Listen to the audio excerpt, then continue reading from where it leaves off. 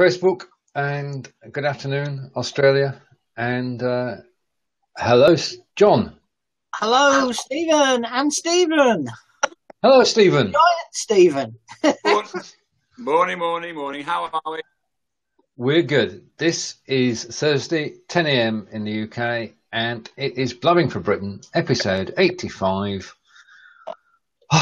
Wow, what a number! We're going to make the 100 by the end of the year, aren't we? Another 15 weeks. That's November, isn't it? Well, we're taking I think we need a break. When are you going on holiday then? I'm off to Germany the last 2 weeks in August. But Stephen, your thoughts? When are you away? Ish.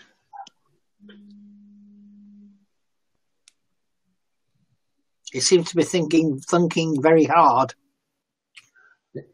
Stephen, can you hear us? No, that was the problem. Good morning, everybody, and welcome to the show. This is our 85th episode.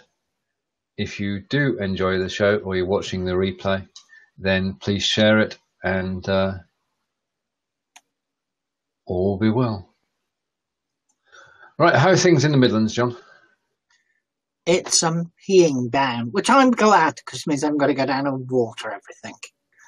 So, it saves you a job on the allotments. Well, the garden more than anything. Right.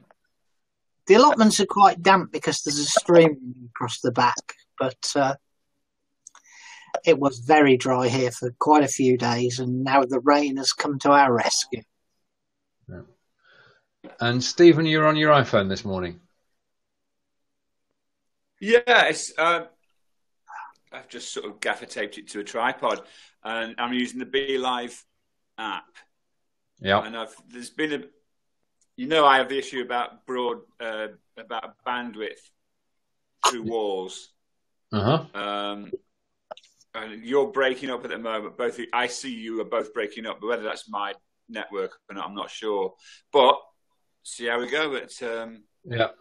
Well, we can see if it's okay to you guys, then it's interesting because the trouble I've had with the MacBook. So seems to be working okay, he says, touching some wood. No, it is. We can see and hear you. And we appreciate the fact that John and I might be fuzzy this morning, but that's possibly something. Anyway, good morning, Claire. And Claire's agreeing with you, John, that gardeners are always pleased to see rain in the summer. But not in the last 2 weeks of August, in the first 2 weeks of September when we're showing our blooms. And we don't want rain spots on the blooms, so we don't want rain then. Because otherwise you just end up with ruined blooms with petals taken out and rain spots on them. Yeah. Obviously buggers us gardeners, aren't we? No. You just want to get your crops in. That's all you want. So if Stephen's on his iPhone, does that mean he's sold his Mac?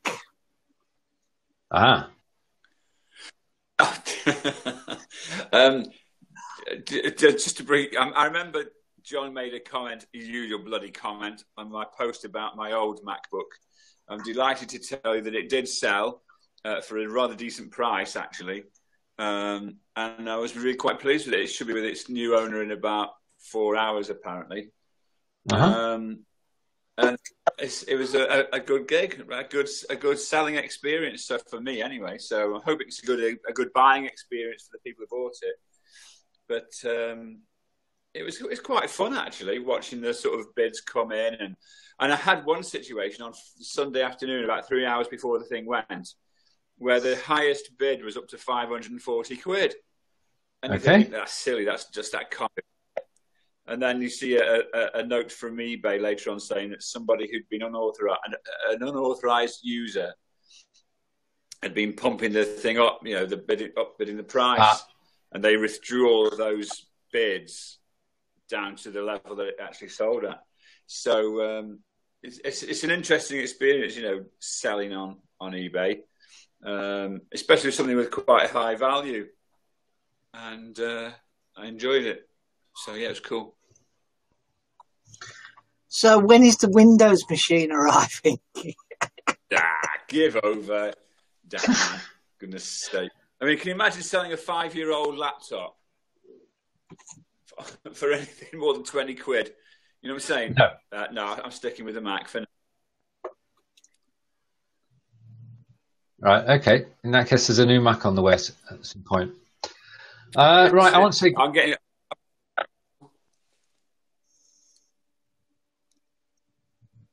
Yeah, I'm going to switch off and reload. Okay, cheers, Stephen. Okay. Right, okay. Good morning, Tish. Good morning, Kelvin. And we know Claire's with us. Thank you for watching us this morning. This rainy morning in the Midlands, but this sunny day in Wiltshire, which proves that the further south you live... Claire, how's the weather with you? I'm going to say that down in deepest, or on the coast, it's a warm day too, down south. Right, what's happened this last week? Anything of note? I want to talk about Brexit just for a moment. And we're having 4 days of negotiations each month. Yep. Yep. That's the way it's run. They go over to somewhere in Europe and they sit down for 4 days and discuss things. And David Davis went with them, and he did the photo op, and then he came back here. Oh, Claire's saying the weather is grey and gloomy. Well, the sun on the way, Claire. That's all I can say. It's here in Wiltshire at the moment. He sat there he did his bit for an hour, had the photographs taken, and then came back to the UK. Now, if he's leading the team, you would think that he would be there for the 4 days. I mean, we know all this is going to be conducted by civil servants, but just for the sake of face, that he would actually be there. And later today, we'll find out if they've actually achieved anything. Because although Mrs. May has said that she's not going to reveal her strategy, the Europeans are going to give us a ball-by-ball commentary. Notice how I got cricket in there. A ball-by-ball commentary of what's going on, which is good. We're going to be kept informed by the Europeans about what our government are up to. Do you think this can end well? No. I'm still hoping Mr. Cable's right. Yeah, I'm going to go back to the Mac. Back in a minute. Okay. Morning, Fraser. You think Vince Cable has said what? Vince Cable said that he still believes it will never happen. That we'll end up giving up. I think there's an element of truth in that. Yeah, you do get the impression that this has all been done half-heartedly. And we were sat at the meeting, and I'm saying our representatives were sat at the meeting with no prep notes. And the gentleman from the EU is sat there with, as well prepared as you can be. I don't think at the moment they have a clue, or it's coming across as that. I think that's the problem. It's coming across that they don't have a clue what they're doing, which doesn't bode well for any successful negotiation. But I am glad that the EU is going to tell us what our government are actually saying during these meetings, because we do need to be kept informed. And as Claire says, David Davis is the chief negotiator, and he should be there for more than an hour.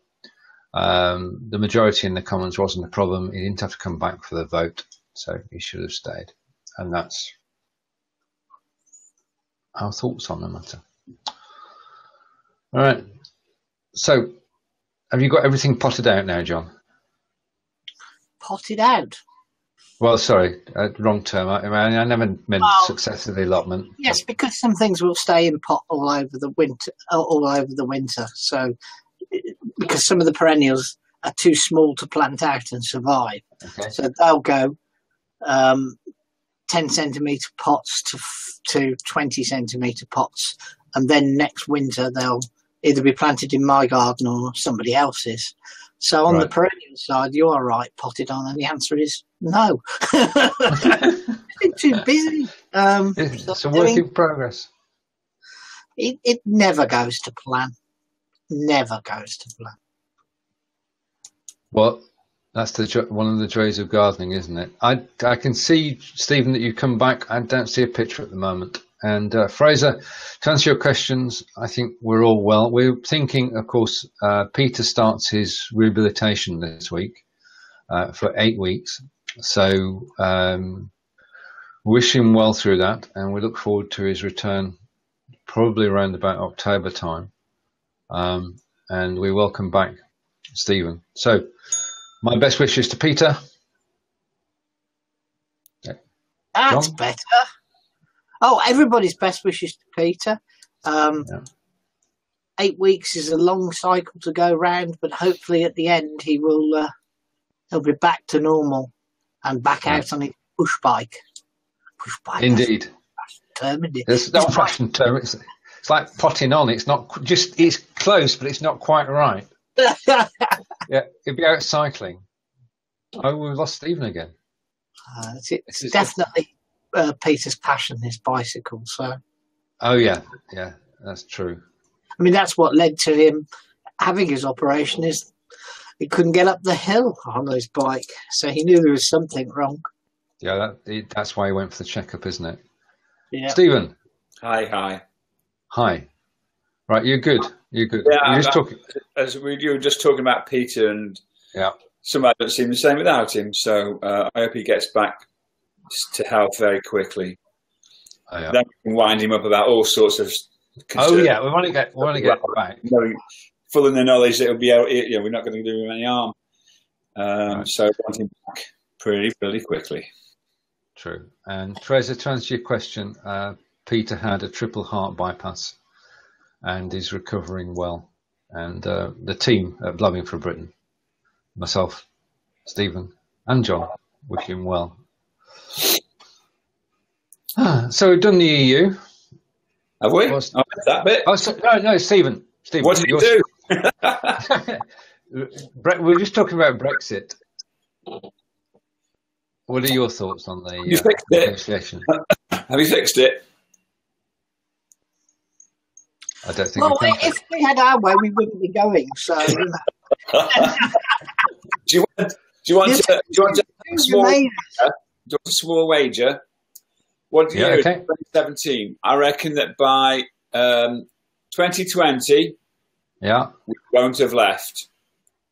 I bet by 2025, we won't have left.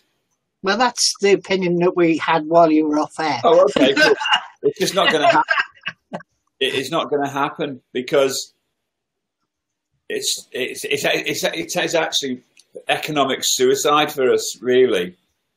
It would appear. I mean, what was it? Morgan Stanley yesterday announced they're shifting to somewhere in Germany, Munich or somewhere. Their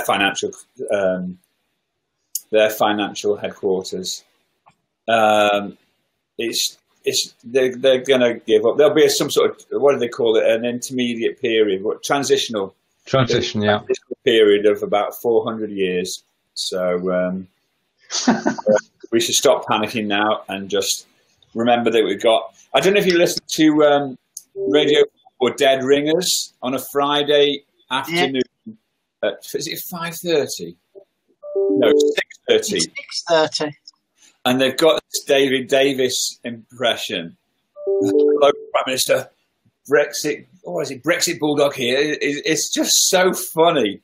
And the sort of sketches go along the lines of, I was just at a bistro in Paris and they wanted me to pay $400 for a fish. And I said, not a penny more than $500. So it's just the way that they've got him into this sort of characterization is absolutely brilliant. But yeah, I don't think that I can't see us leaving because it's just and we're not going to need a referendum or anything like that. It's just going to become so blindingly obvious that it's going to be a disaster that it won't happen. I'm hopefully going out with my brother for a curry next week, and our conversations tend to go ever so well, brotherly conversations.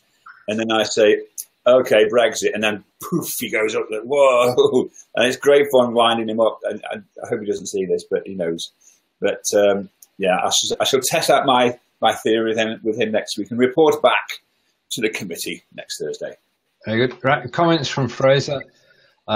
So we leave. We get to trade with the global market or Italy and be in the single market. Leaving gives us more opportunities going forward. No, it doesn't. Right. Okay. We're all entitled to our opinions. I'm not going to. We're not arguing here. The three of us agree. We're good. No, I mean, and it's fair to say that we're not politically aligned either. So yes, we are. This is true. We are not. You're a big red. Come on. Left, bloody whatever, both of you. They've done. Mate, and you're red. It's as simple as that. Not Yeah, politically but aligned. The show is politically aligned, isn't it, for sure? But I mean, our thoughts are aligned. We can all see. I mean, we've seen from the beginning. It's sheer chaos, a recipe for chaos, and business doesn't like chaos, and the populace doesn't like chaos either. And nobody here is qualified to say, "Oh, you're gone." I saw Kev put a thing up. Nobody here is qualified. SNP supporter. Nobody here is qualified to say what is good for us. It's very complicated the situation. Well, who's claiming we're qualified? We're just three blokes who look at what we see and predict the future. There's just no way that it's not going to happen. John is a closet SNP. Speak to Peter about that one, John. Yeah. See Peter. He'll sort you. Time since I last set foot in Scotland, so I used to live in Scotland. I lived in Dunfermline for about 5 years in the 60s, and it's a different world. And I came back to Stoke. I came to Stoke when I was 9, and there were audio tapes of me singing. Me, my sister, and brother. We were about 6 years old. Yeah. Singing away in a manger in a horrible Scots accent. Sorry, Pete. But I deleted that tape quite a while ago. I certainly couldn't cope with the Scots weather. Far too cold for me. Cold and wet and miserable. Miserable. No, I love Edinburgh. Has to be said. It is a beautiful place. The Royal Mile in Edinburgh, the castle. But who wants to be there? It's beautiful in the summer. But come January, snow up to your ankles. Who wants to be in Warrington in winter? Warrington. I mean, come on. I mean, anywhere in the UK in winter is miserable. Especially when winter lasts from about October to March. It does. It does seem to be lasting. Yeah, okay. So let's change the topic. Did anyone notice the nasty little thing that for all the people between 39 and 47 the government slipped out today? Yes. 4 years you have to wait to retire? No, an extra year. So instead of 67, it's now 68 for anyone between 39 and 47. Okay, that's a downer, John. Yeah, no comment. Yeah. I don't think it affects any of us. Well, no, it doesn't. But it affects my sons. But it only affects one of them because the other one has had the wisdom to go and emigrate to Australia. Right. Well, what's there you are. What's their retirement age for state pension? Well, it was 68, wasn't it? No, but what is Australia? I have no idea. I'll have to check that up for next week's show. But how can they afford? Because it's all about affordability, isn't it? And the size of the state and all that sort of stuff. But how can the Australians afford to stay, presumably 65? There's a lot more of what we used to have of pension being based on your final salary, I think, there. They've not moved as fast as we have to sort yourself out, which is what's sort of basically happening these days. I'm going to work. I'm 68. I don't think I will live that long. Well, that is, what do they call that? Where you say one thing and then another thing that's contrary? like Microsoft Works was. I can't think of the word for it now. Oxymoron. Yeah, a bit of an oxymoron. Oxymorons are supposed to be only 2 words long, though. But you can't say you're going to work to 68 and say you're going to die before you get to 68, can you? It'll catch Kevin, I know Kevin's fast living, but I think he's going to last past 68. Although he's a youngster, isn't he? Yeah. Who knows what will happen? Yeah. The retirement age in Australia, just for information, is 65. And Kevin's got to work till he's 68. So as you said that, and okay. I've no plans to retire, but I have plans to work less. Yeah, I agree with that one, John. I like that one because I'm technically semi-retired anyway. But yeah, I like the idea of keeping your brain active, to be honest. My dad retired at 64. BMW owned Land Rover at the time. They moved his job when he was 62 down to Oxford. But obviously he didn't want to move to Oxford at that age. So they found him another job for 18 months. And then they came to him and said, look, you're 64, John. We'll make sure you get what you get for 65, and here's a bit of cash in hand as well. You know, they didn't want to be paying his national insurance, etc. Dad packed it in at 64, and I just watched it. Although he lasted another 20 years, he just went downhill almost within 12 months. You know, because there was nothing there to tax him in any way, shape or form. So, okay, when I'm 68, I might be working 2 days a week, but I certainly don't want to pack up. Totally. Yeah, I don't see packing up as an option either. And as long as you're enjoying it and fit and able to do so, then just carry on. My state pension age apparently is 66. That's because I'm so young. All right. 66? Yeah. I can't remember what mine is. I think I'm 25. Sorry? I'm only 25 years old. Yes. 30 Kevin, times he's been 25. Well, when you get to 55, you just count backwards, don't you, or something like that? 30. I can't remember being 55. It was 6 years ago. I can't remember what I did 6 years ago. Kevin says his father-in-law retired at 35 and got bored, but I didn't see any more because it cut off then. Ah, right. 2 years later, he started another business. It does not surprise me at all. I think that's a great thing. I really do. I mean, I keep on to my kids saying, you know, don't rely on just a one employer anymore. I think the days of sort of jobs for life have buggered off a long time ago. I think, and the gig economy is actually can be a good thing. So I reckon that, and Lord knows what it's going to be like in 20, 30 years time. Who knows? Indeed. So cricket, Stephen. Cricket. Oh, the cricket. Okay, we got. we lost the second test. We didn't play well enough. Simple as. Oh, okay. So Where's who? Oh, I don't care. You don't care. Who are we playing? We're playing South Africa. Oh, okay, cool. I think. Home or away? We're at home. We're playing in England. We're doing a tour of the best cricket grounds in England at the moment. Oh, right. Okay. Now I've just been asked a question because Fraser's not been. Obviously, he's been out of the loop a bit. So he's got a question which I'd like to answer, and that's how did I get on with the awards? So I'm obviously going to answer that. Thank you, Fraser. And thank you to everybody who voted in the live streaming awards. I was 13th.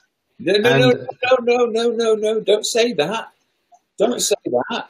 Right, was okay. first in Europe. Top-rated British streamer. Is that what we call it? Video streamer. Number one. Britain's number one, mate. No, number one in Europe. Yeah, I got it. Oh, right, yes. okay, European Yep. one, Stephen Healey from Wiltshire. Yeah, that's the way it should be, mate. Not 13th. Right, He's underselling himself. Thank you. No, Thank you. I'll get it. I'll get a banner made up. And get an inflated salary now. Oh, that's a good in, and thank you both. I mean, I did enjoy the experience of the contest itself because it was in two parts. One was to get nominated, which I was amazed at, and I know I was brilliant. Then the second thing is you've got to actually get the votes. Now I got 713 votes in the end, which was a combination of you guys, people watching today, everybody who knows me in live streaming, everybody who knows me on Empire Cred, John, everybody who knows me on my mailing list. I do have a mailing list. And then I've just gone sort of 5 or 6 different sets of people who I've got to know over the years actually voted. So thank you to all of them.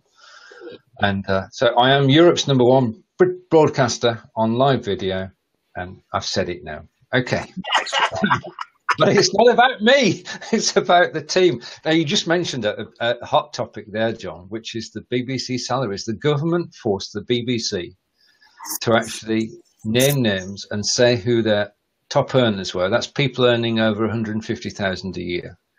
Do you want to take it from there? No, no. Well, to be honest with you, I think it's just out of proportion because you cannot look. I mean, for the person that was paid the most and the person that was paid second most, they did multiple programs, multiple jobs. Yeah. Therefore, some of the comparisons that have been flying around, like Claire Balding versus Gary Lineker, they're just not realistic. Although I do believe that Claire Balding at 200,000, looking at what other people paid, was underpaid. Yeah, I agree. I quite like Stephen. It was meant by the Tories to screw up the BBC, and my God, they've been successful there. But the thing is that you see the 2.2 million for Chris Evans. That doesn't include his company's work. And I've been asking the question on Facebook, and I haven't got an answer yet. Is this a PAYE situation? You remember that? It says salaries, so it has to be PAYE. No, you can't. From the information you have, you can't say that, John. You just don't have. Because about 2 or 3 years ago, maybe 4 or 5 years ago, there was a big hoo-ha about private companies, umbrella companies, where people like Dimbleby and whoever. I shouldn't say that because I don't know. Some stars had shell companies where money was paid to the shell company, which meant they didn't have to pay NI and things like that. So I thought it had all been changed and people had to actually be employed as an employee, as a PAYE employee. And I do as well, John, but there's nothing's been published which gives us that information. So that's what I'm saying. If Chris Evans did get 2.2 million as an employee, half of it goes in, more than half of it goes in tax and NI. I just wanted somebody to answer the question, really. Yeah. It's forecast that his earnings will only be around the 1 million mark this year. I wonder what he did wrong last year. I don't know. What could he have done wrong? I wonder what Clarkson was paid. Because if Evans is getting 2.2 and given the amount of revenue that, but then again, Jezza was owned the company that did the production, didn't they? So well, this question has actually been asked and answered. Right. He wasn't a BBC employee. He was a BBC World Services employee, and therefore is not subject to this stuff anyway. Yeah, I got you. Because he was paid by a different company. I'm going to drop into the producers' lobby, and my place will be taken by Claire Evans, who's my friend Claire, who's got some. I think we've known Claire for just a little while. 3, 2, 1, Dusty Bin! Hello, Claire! Hi, Claire. No sound.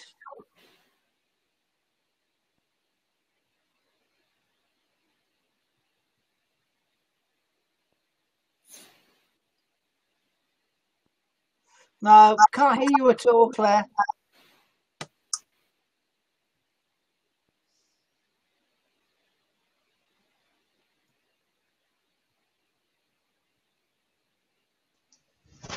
If you refresh and come back in again, I got an echo then.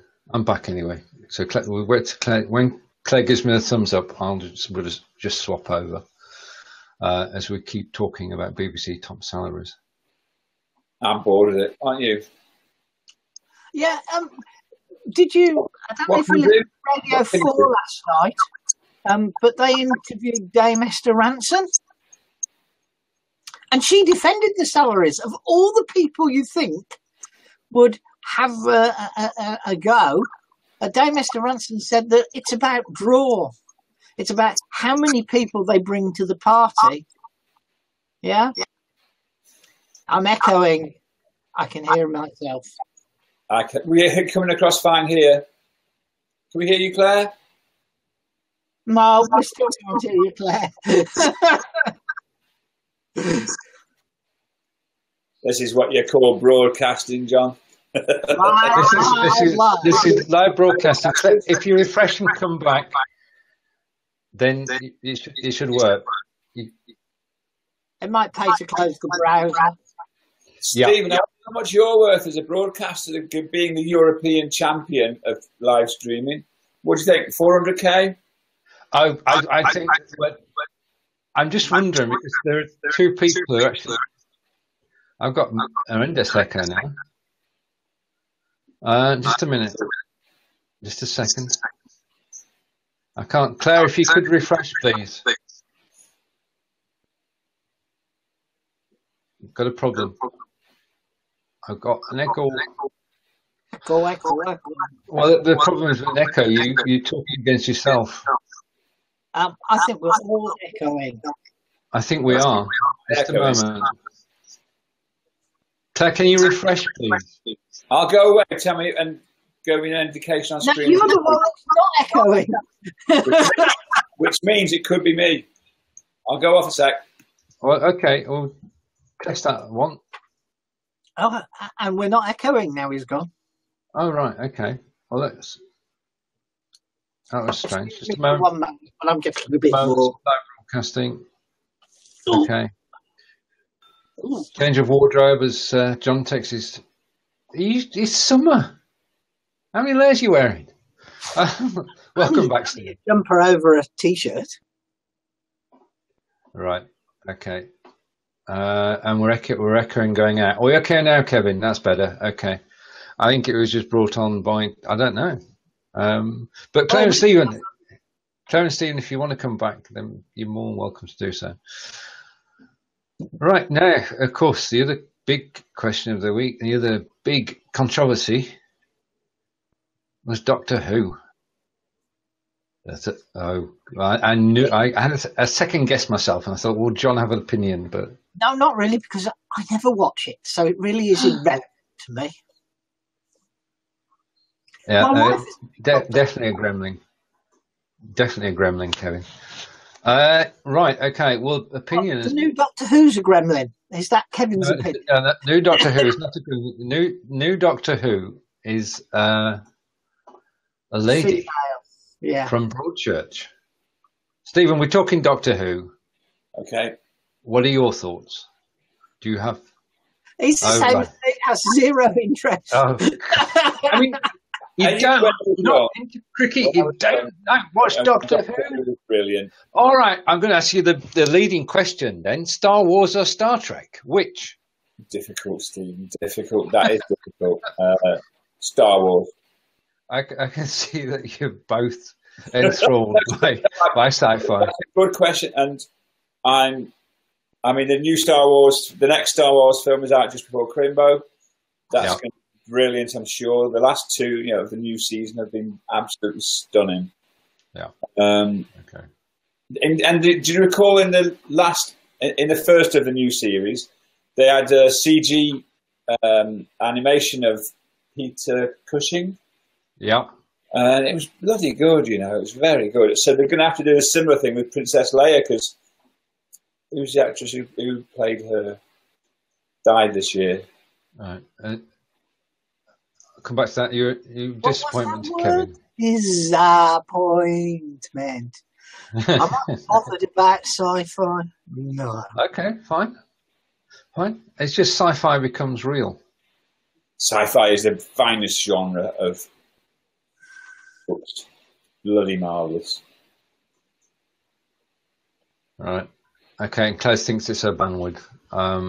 Okay, I mean that's the difficulty, is the bandwidth that this needs, and we often get asked, well, just to diversify for a moment, we often get asked, well, I can video call my friend on Skype, and it's working fine. I've got an echo back now. It's at this point of the show we normally get booted and have to come back. Shall we do that? Because we can't carry on like this because we're all echoing. Are you echoing, Stephen? I don't think so. I'm hearing you too fast. Stephen and I don't appear to be echoing. Kevin, am I echoing? I'm not now. There's somebody watching this damn show. There is somebody watching this show. Those things above, it's sci-fi coming down to get you back. I tell you, this is a true, a real story. You may have seen me yesterday. It was difficult not to because I did 3 broadcasts. But the third one was on an application called Lightstream. And Lightstream I'm looking at using to have 4 people on screen going through to YouTube. And all right, Kevin confirms it was just me. I think there's somebody watching this.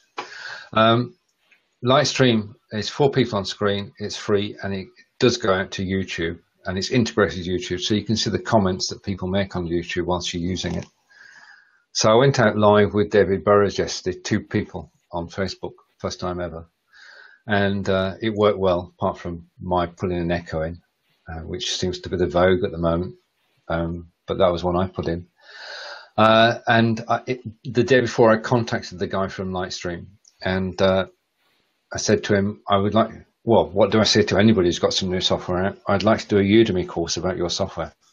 So he came back to me and said, yes, go ahead with it. And he said, by the way, we do hop in and watch your shows. So I do know that software houses do pop into broadcasts and watch shows. So where is Lightstream being developed? Is that an East Coast product? It's an East Coast product, yes. So popularity is going up on the East Coast as well now. God, blimey. It'll be Bridlington and Hull and other exciting places next. I want to reach out to Whitby. That would be good.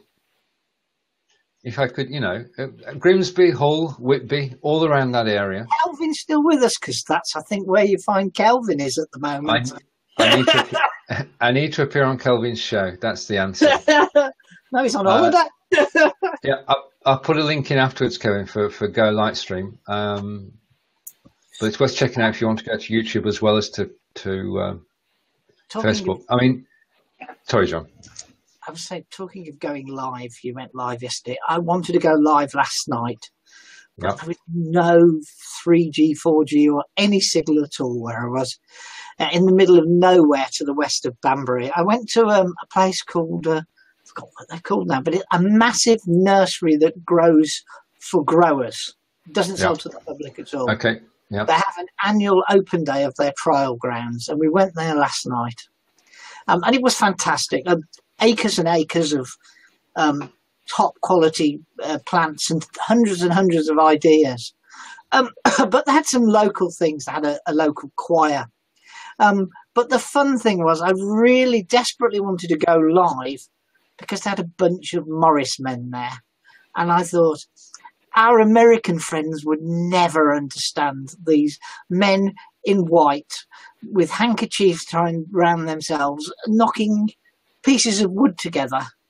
So I've had to video it, and I'm going to make it live for our American friends later on today.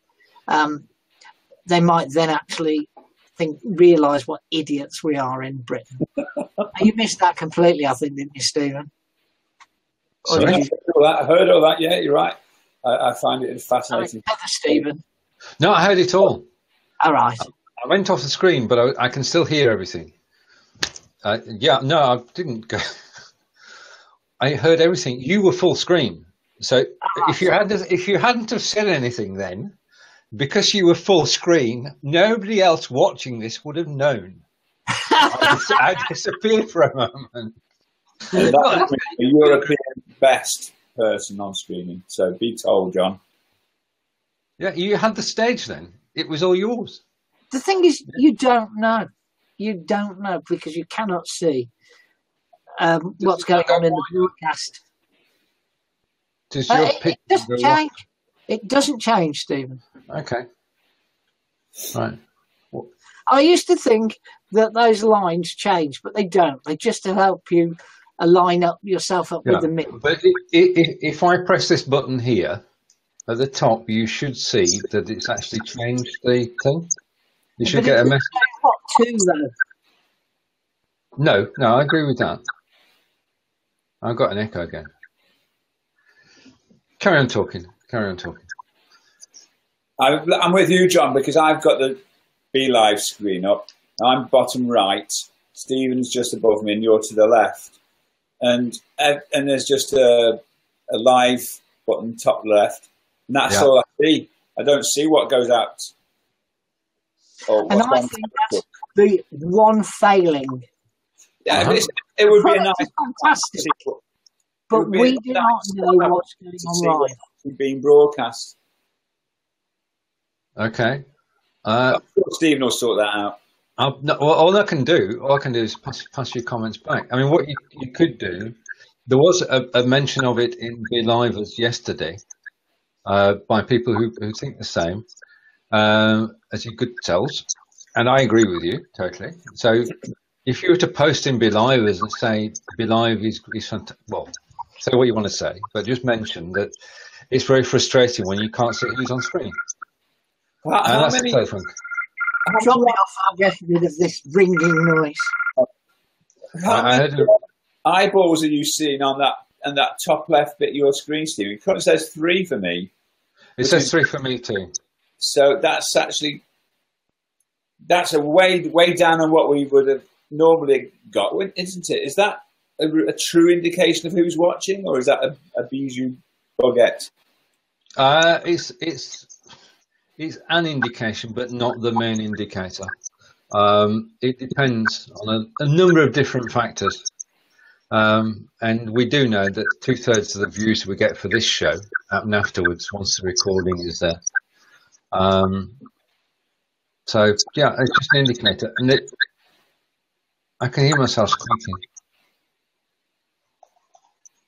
Oh, dear. Which brings me on to my next topic of good sound. If you haven't got good sound, as my friend said, then people won't listen. If you are watching at the moment, can you just type and say whether the sound is reasonable or good or whatever? Because that would be helpful. Because I'm hearing all sorts of things. Right. Okay. Right. What else has been happening this week? Stoke-on-Trent have been shortlisted for City of Culture 2021. Big news. Oh, right. Really pleased about that. And the hard work now starts, because I think we've sent in, let's say it's a 30-page bid, or what it's okay. Obviously. But the hard work now comes to get the final bid in by decision date, which is December. So I think I think the final bid has to be in by September, and then the decision's made in December. And it's not really, whilst it's called 2021, City of Culture 2021, the sort of the events and the investment actually, and all those sorts of activities start next year. All right. Yeah. And Stoke is sort of saying, the strategy is along the lines of, we're going to do this stuff anyway because we're investing in Stoke, and the things that are going to go on are just immense, absolutely fantastic. And to get 2021 is the crowning glory really for the cultural side. I mean, Hull has taken such a lot of good press during its time this year as City of Culture. And it's a brilliant way to do regeneration and investment. And and investment in the youth in the area. So we're all chuffed to mint balls to be shortlisted, and hoping that we can do the whole thing. So we've got a few more. Who's the competition? I think there's Paisley, which is presumably is that near Glasgow? I think it is. Yeah. I think Sunderland. I don't know who else. I don't know who else we've got to beat, but I think they're going for it big style. In fact, I know it is. And I can't really say this, can I suppose? You can. But there's no. Well, no, I can't. There's. We're getting the bands back together regarding TEDx Stoke. All right. Okay. Yeah. But I've got. I'm not saying what that.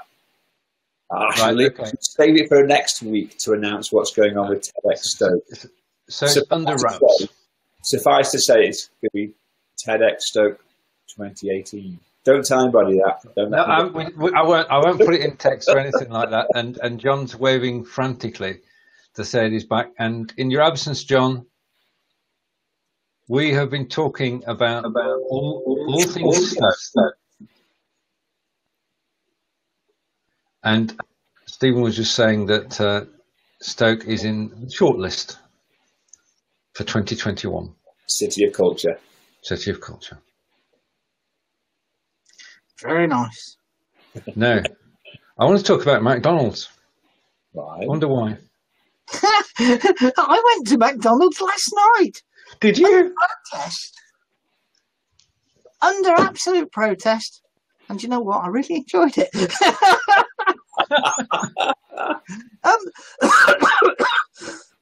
They've got this new menu called the Classic menu, which is a cut above. Yeah. And I reluctantly had this steak burger with bacon and cheese and lettuce and whole grain mustard, fries, and we had eyes are very big. We had a 20 chicken nugget box to share. I think it was more that we were absolutely knackered and desperate for some food, but it was fantastic. Is that what you call faint praise there, John? No, it's not faint praise. It was good. I actually have to say it was good. And it was my first visit to a 24-hour McDonald's as well, because we started getting 24-hour McDonald's around us. So, yeah, it was quite a surprise. We weren't going to a very posh fish restaurant.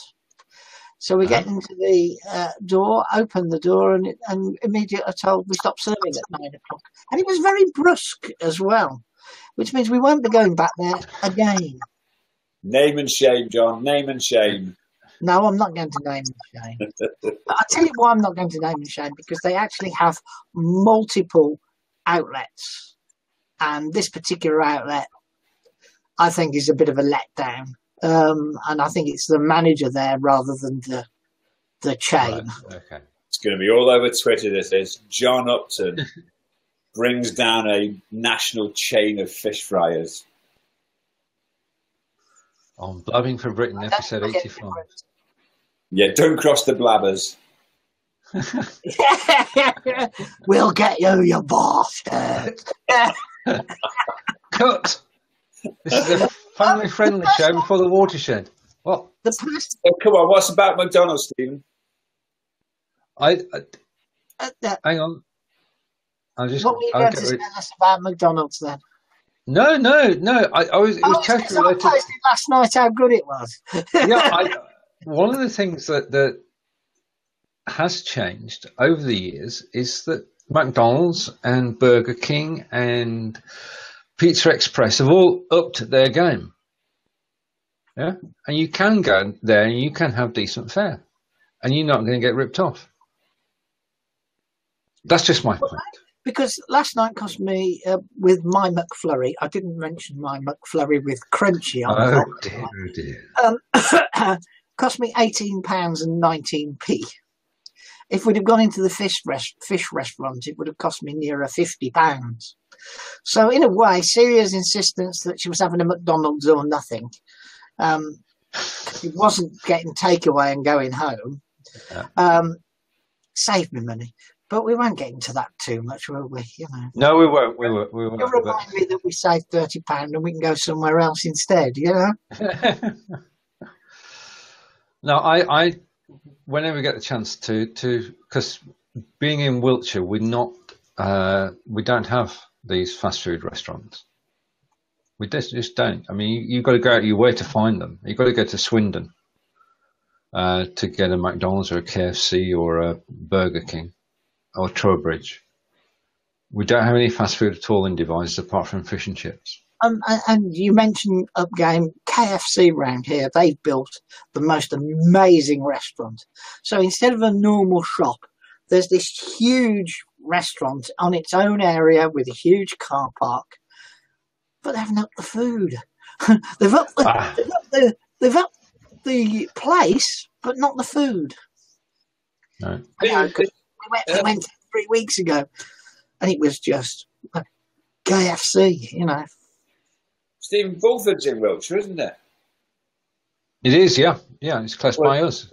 There's plenty of fast food outlets about 3 miles from the camp.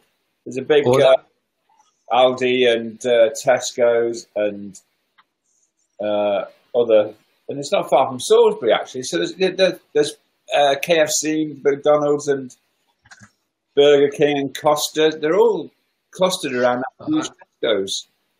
So far for me to tell you what it's like in your own house. No, that's 15 miles away, and then in Wiltshire that's a heck of a walk.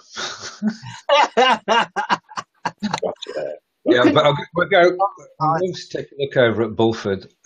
My last time at Bulford was in the Sarsen Trail Marathon, which is Bulford is where it actually ends, and I'm hoping that there will be a marathon in 2018 because in 2017 the MOD said you can't do it. So no marathon this year. Hopefully next year. Mm. Right. Okay. Now last weekend was Wimbledon, and did the right. I think the magic to those who are not of our age, but those in their 30s and 40s. Federer is an example because he won his 8th title at the grand old age of 36, 37. Gosh, I mentioned falling asleep as well. I mentioned tennis. I mentioned it. I can tell you there is a positive benefit to the end of Wimbledon. Okay. Yes. The gardening program, BBC Gardeners World, moves back to Fridays instead of Wednesdays. Oh, all right. Okay, so it's detrimental effect. Wimbledon is not a good thing for the UK economy, for sport in general, the sale of strawberries and cream. Okay, sports interval over. My dentist went to Wimbledon, and on the Tuesday, and I saw him on the Thursday. You remember my wobbly tooth? She isn't so wobbly now. Yes. I don't know what he's done. And he said he was amazed how cheap the strawberries and cream were. What, it was £2.50 for a portion of strawberries and cream. And he said it was a decent sized portion as well. I asked him about the tennis, and he said it was all right. But the strawberries and cream, he was more excited about seeing the place than anything. And I'm echoing again, aren't I? No. Yeah. This is very strange. There's some strange echoes this morning. Yeah, you're echoing as well, Stephen. But not to me, I'm not. Not to Stephen, I'm not. But to you, I am. And you're echoing to me, but not to Stephen. This is very complicated. To anybody who's just joined us, welcome to the show. This is Blabbing for Britain, episode 85. And we've talked about everything under the sun. Is there anything any stone we've left unturned this week? It's the opening of Royal Birkdale today. You know, the Open. That's golf, John. You know, that's all I've got to say about it. Okay, I've got no more. Oh dear, you only mentioned it to taunt. That's no good at all. The phone call I just received was from the plot holder that lives across from me at the allotments.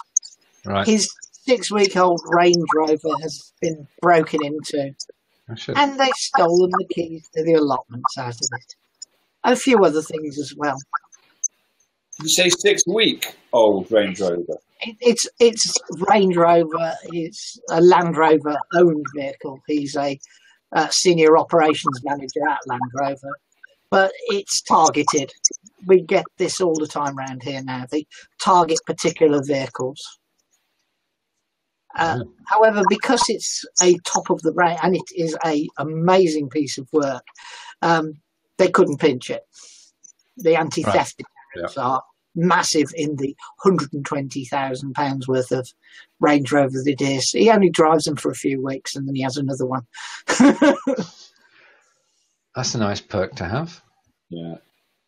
Well, a few weeks is probably 3 or 4 months, but nonetheless. Yeah, we're with you. We understand.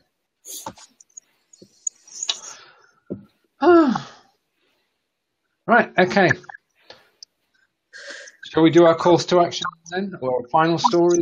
Open. I'm sure there was something else I wanted to mention, but I've lost track. So, Stephen, what show's on this afternoon?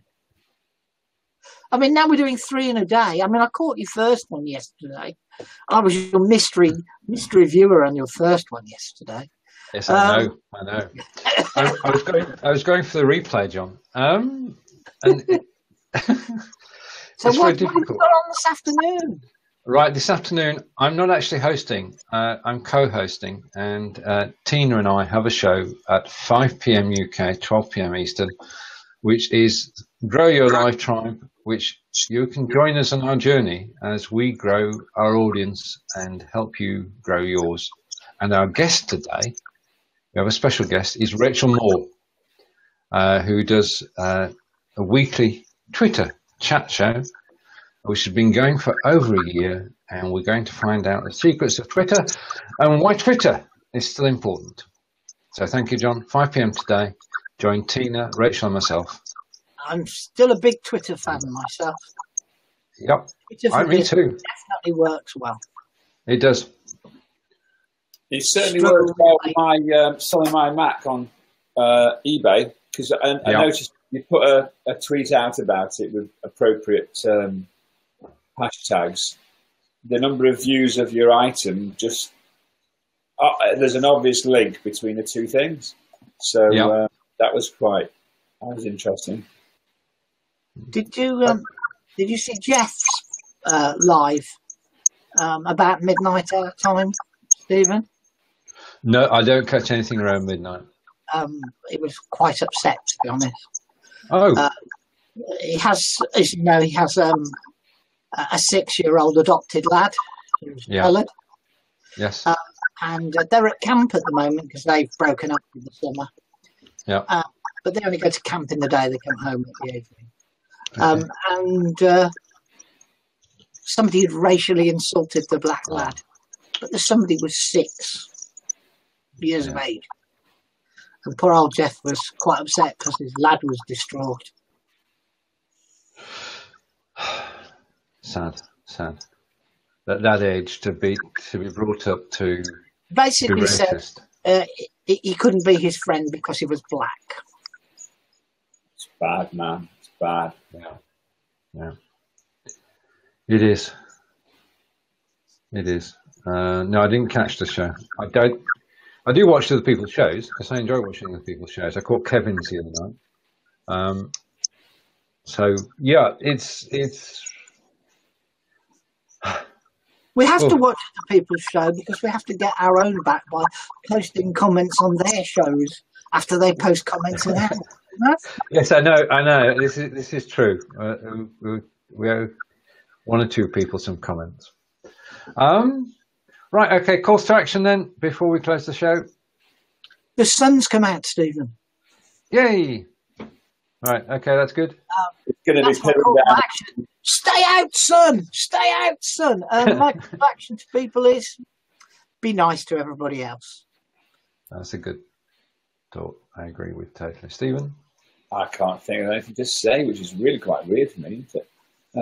Just have a great weekend, and I've got the grandkids this weekend, so... Right, okay. we shall have fun there. But no, I'll see you next week. Have fun, and hopefully we'll get the comm sorted out and the echo sorted out. Yes, we should get rid of the echo for next week. It's the three of us saying thank you to you, and we'll see you next week, Thursday, 10 o'clock, for the next episode of Blabbing for Britain. To everybody who's watched, thank you. Bye for now. Bye-bye. And the last best wishes to our mate in Scotland. Right, that went out.